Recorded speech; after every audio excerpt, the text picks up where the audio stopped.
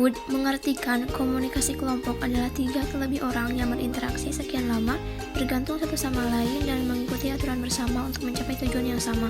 Sebuah kelompok harus berinteraksi, saling tergantung, memiliki tujuan bersama, dan memiliki aturan bersama.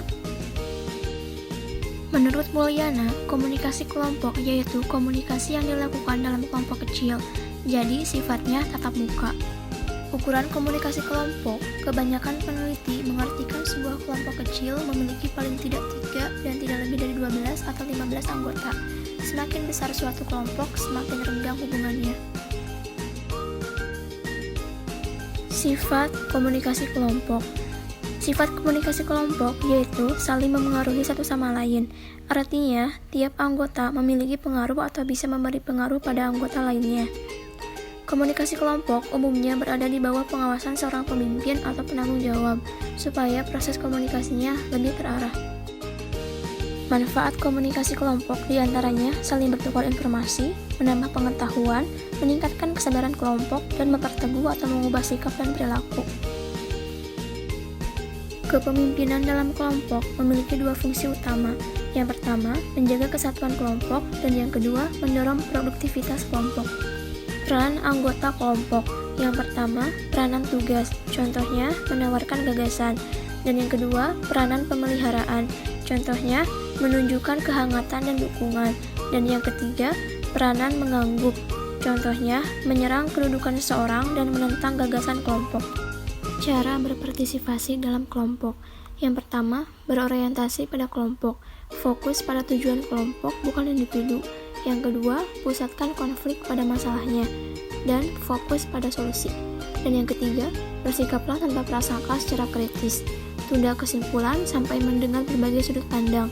Dan terakhir, pastikan pemahaman. Cek dan recheck pemahaman kelompok akan gagasan kita dan pemahaman kita terhadap anggota lain.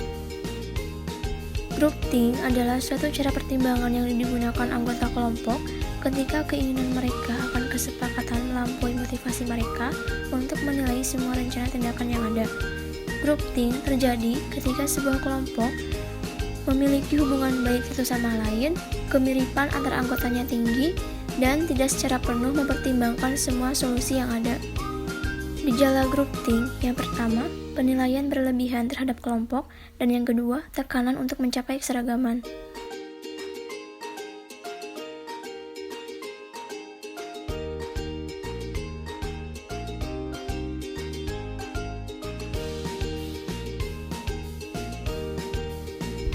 Faktor yang mempengaruhi efektivitas komunikasi kelompok. Yang pertama, faktor situasional, ada ukuran dan kepemimpinan kelompok. Dan yang kedua, faktor personal, kebutuhan personal anggota kelompok dan peran anggota kelompok. Menurut Rothwell, tim adalah sebuah jenis kelompok khusus dicirikan dengan anggota yang memiliki sumber daya berbeda dan saling melengkapi, dan memiliki rasa identitas bersama yang kuat. Perbedaan kelompok dengan tim yaitu tim terdiri dari orang-orang yang membawa sumber daya yang berbeda dan khusus untuk proyek bersama. Tim mengembangkan rasa ketergantungan dan rasa identitas yang lebih kuat dibandingkan standar kelompok kebanyakan. Karakteristik dalam tim yang pertama, masing-masing anggota merasa memiliki pekerjaan, dan yang kedua, masing-masing anggota berkontribusi terhadap keberhasilan organisasi. Perbedaan tim dengan kelompok yaitu yang pertama, peran dan tanggung jawab. Kelompok tidak memiliki pembagian peran yang jelas di dalam menjalankan tugas-tugasnya. Hal ini menyebabkan konflik seringkali tidak teratasi, sedangkan tim secara sadar telah membentuk peran untuk masing-masing anggotanya agar pembagian tugas lebih jelas. Dan yang kedua adalah kohesi. Tim memiliki hubungan yang cukup erat, masing-masing anggota dengan sendirinya membangun rasa saling memiliki, sedangkan hubungan di dalam kelompok tidak begitu erat karena tidak ada rasa saling memiliki. Dan yang ketiga adalah identitas. Tim memiliki identitas yang kuat, sedangkan kelompok tidak memilikinya.